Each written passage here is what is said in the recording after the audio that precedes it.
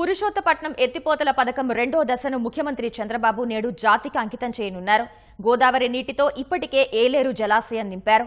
విశాఖ తాగు, పారిశ్రామిక అవసరాలకు ఢోకా లేదని ఇంజనీర్లు చెబుతున్నారు. ఇక నుంచి నిర్భయంగా 2 పంటలు పండించుకోవచ్చని రైతులు హర్షం వ్యక్తం చేస్తున్నారు.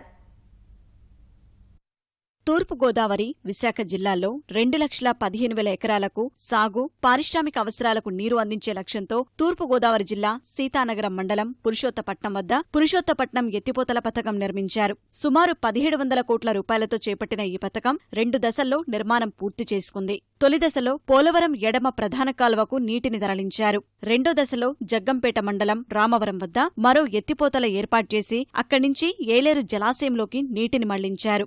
దీనితో గోదావరి, ఏలేరు అనుసంధానం పూర్తయింది. ప్రస్తుతం 24 టీఎంసీల నీటితో ఏలేరు జలాశయం నిండుకుండలా మారింది.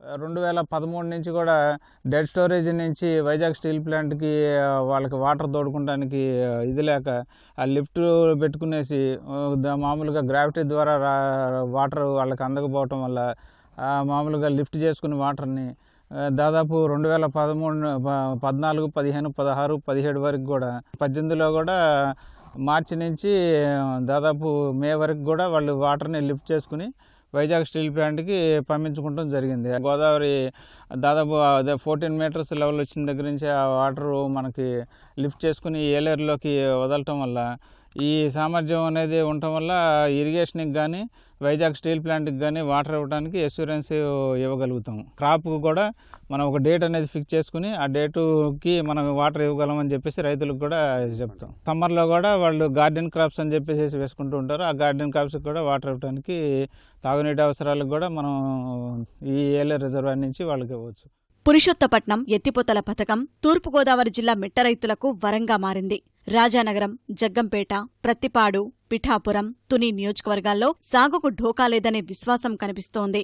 5 ఏళ్ల తర్వాత ఏలేరు జలాశయాన్ని మళ్లీ నిండుకుండలా చూశామంటున్న రైతులు పురుషోత్తపట్నం ఎత్తిపోతల ద్వారా నీళ్లు పంపి తమ ఆశలు సజీవంగా నిలిపారని హర్షం వ్యక్తం చేస్తున్నారు.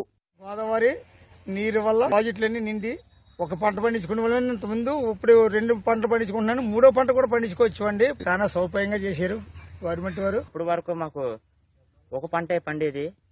గోదావరి నీరు ఏలేశ్వరం ప్రాజెక్టు రావడం వల్ల గోదావరి అంతా ఏలేశ్వరం అంతా నిండు ఉంది. మాకు ఎప్పటికన్నా నీరు వస్తుంది, మాకు 2 పంటలు పండుతాయని మేము చాలా ఆనందంగా ఉంది. పురుషోత్తపట్నం ఎత్తిపోతల పథకం రెండో దశను ముఖ్యమంత్రి చంద్రబాబు ఇవాళ జగ్గంపేట మండలం రామవరంలో జాతికి అంకితం చేస్తారు.